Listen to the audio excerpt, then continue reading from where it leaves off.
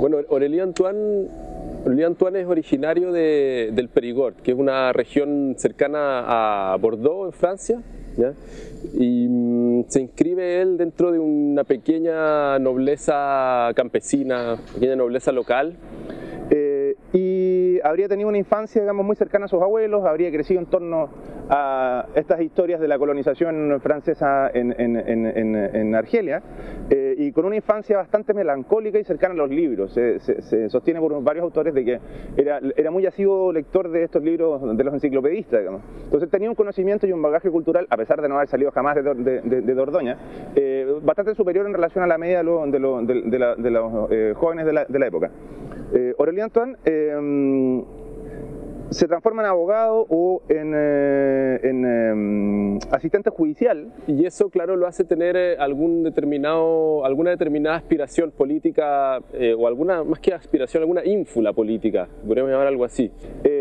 Pero siempre con el ánimo o siempre con la intención de emprender viajes, porque se dice que era por naturaleza y por formación un aventurero. En ese preciso contexto, que es mediados del siglo XIX, ¿cierto? Están todas las revoluciones que impulsan a la Segunda República, al Segundo Imperio, es un momento de fuertes demandas, ¿ya? En términos locales, ¿cierto? En términos del hexágono en Francia, pero al mismo tiempo es el momento en que empieza a despuntar el auge del colonialismo. Francia establece un protectorado en el Ecuador,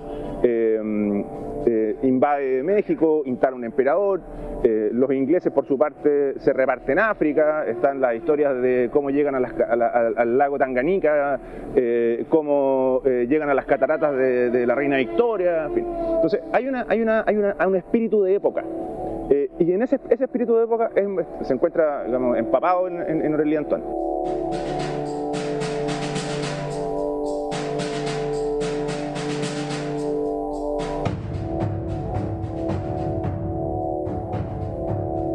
Motivado por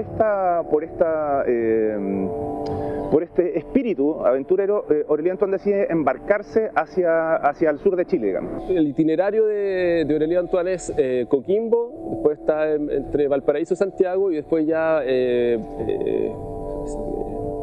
prosigue hacia el sur, ¿cierto? Y se interna en la Araucanía. Y se embarca y recala hacia 1858 en la ciudad de Valparaíso, perdón, en la ciudad de Coquimbo y La Serena. Y ahí se establece por 2 años, periodo que a él le sirve para conocer la realidad nacional, conocer bien el precio del cobre, ¿ya? Y averiguar bien el tema de lo que sería factible, ¿cierto?, explotarlo, a qué precio, qué sé yo. Por lo tanto, igual efectivamente hay un interés por enriquecerse también, ¿cierto? Recordemos que en aquellos años veníamos saliendo de una guerra civil y veníamos entrando próximamente a una segunda guerra civil, que es la guerra civil del 51 y 59. Levantamiento que demostró, digamos, una participación mapuche muy fuerte y que también demostró la alianza que existía con la gente, con la élite de Concepción. Juan Mañil, bueno, ya está, digamos, sigue teniendo su autoridad intacta, pero ya le han ido saliendo poderes o mandos medios por los costados, ¿cierto? Entonces ya le está costando atajar, por ejemplo, a Calfoucault y qué sé yo, que es uno de los principales instigadores, ¿ya?, al incendio de Negrete y de Nacimiento que ocurre a finales de la década del 50. Por lo tanto, llega en un momento en el cual la situación está tanto del lado chileno como del lado fronterizo, ¿cierto? O el lado, lo que podríamos llamar la interna mapuche, está muy complicada. Y Aurélien Antoine durante ese periodo logra establecer contactos tanto con diplomáticos franceses, con la diplomacia francesa presente en Chile, y habiendo sido él masón, con la masonería nacional, pero también la masonería extranjera. Y también es un periodo en el cual él aprovecha de hacer contactos con, si bien ya estaba noticiado, conocía la existencia de los mapuches, sabía que era un pueblo que mantenía, digamos, la frontera con las respectivas repúblicas, chileno-argentina, entabla un diálogo a través de cartas con el principal lonco de la frontera, que era Mañil Bueno, el padre de Quilapán. Y Mañil se muestra bastante interesado, digamos, en este apoyo que el francés podía entregarle al proyecto de la mantención de la soberanía o de la independencia o la autonomía del territorio de la frontera. O sea, esta idea de, bueno, ahora ya no tenemos a los españoles para controlar a los chilenos, entonces vamos a tener que pactar con otra casa real. Y dentro de esa casa real, digamos, o dentro de otra potencia, por plantearlo de esta manera, estaba Francia. Mañil Bueno, o los principales caciques de la Araucanía, de la frontera, lo que intentan es establecer alianzas. O sea, entienden de que los estados se les van a venir encima, que tienen que resistir de alguna manera o que tienen que oponerse a dicha intervención de alguna manera, y en ese espacio se abre o aparece la figura de Aurélien Antoine.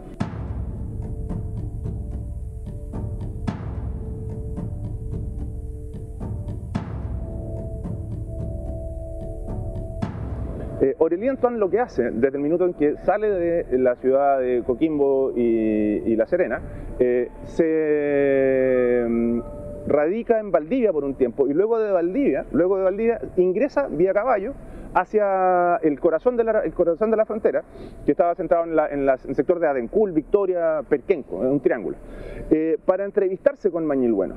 Resulta que Mañil Bueno, en aquel interín, que ya era un hombre viejo, se decía que tenía más de 100 años, muere. Entonces, en ese contexto, Aurélien Antoine viene, conversa y es integrado a la sociedad mapuche para realizar este pacto. Había cierta simpatía por los proyectos reales, es decir, por las monarquías en el mundo mapuche que se oponía a la república. Este modelo les permitía a ellos tener una continuidad cultural, política, y por otro lado tener la protección imperial de una nueva nación, que en este caso era Francia, y con un sujeto, digamos, que iba a ser el articulador, que era Aurélien Antoine. Entonces, de ahí, digamos, que esto ocurre.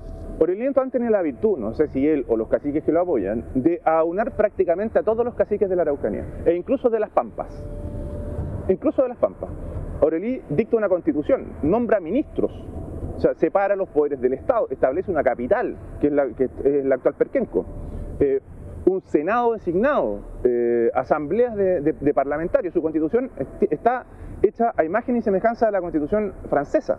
En el fondo, claro, él tomó elementos de la República Francesa, pero él lo acomoda, y por lo tanto para los mapuches tampoco era algo tan ajeno el tema de los puntos que se trataban ahí.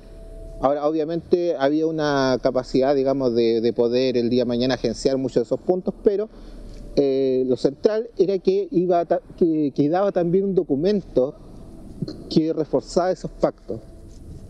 Algo muy parecido a lo que habían sido los parlamentos en el siglo XVIII. Y en ese sentido yo creo que los loncos lo que ven es un aliado, digamos, en el corto plazo, y por otro lado que esto les permitiría mantener su autonomía. En esta estrategia Aurélien Antoine es bastante inteligente, porque lo que hace es incorporar o asignar poder, digamos, o reconocer poder a los principales caciques. Entonces, todos participaban de este proyecto, en mayor o menor medida. Por ejemplo, hay un cacique, el cacique Motri, que era el encargado, o era el ministro de Relaciones Exteriores, ministro de Justicia, había otro cacique, en fin, entonces, Quilapán era el ministro de Guerra, no voy a ser otro. Entonces, claro, en este modelo entraban todos. Pero en la práctica Aurélien nunca tuvo poder, ¿cierto? Siempre, pese a que tuvo el título de rey, aparentemente, nunca tuvo poder. Sin duda, si hubiera hubiera sido interesante, digamos, de ver cómo a lo mejor el Gualmapu hubiera sido un territorio de ultramar de Francia. Hubiera sido interesante poder haber visto eso, pero básicamente yo creo que finalmente también las autoridades chilenas evaluaron en esa perspectiva, y es por ello que trataron de sacar a Aurélien Antoine lo más rápido del país. Bueno, la historia termina con el apresamiento de Aurélien Antoine, su enjuiciamiento y su expulsión del territorio nacional después de un proceso bastante largo de tiempo. Ahora, ¿qué lecciones podemos sacar de esto?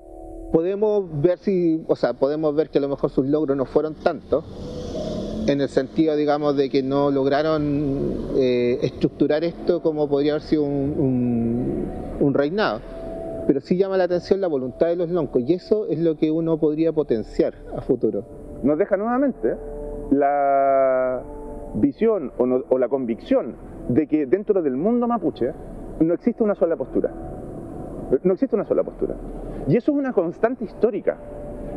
hay distintas corrientes, como en todos los pueblos, hay distintas corrientes, hay distintas formas de expresar, hay distintos mecanismos para generar alianzas, pero también hay una preocupación, hay un tema central que los une. O sea, y esa es la preocupación por la tierra y el territorio.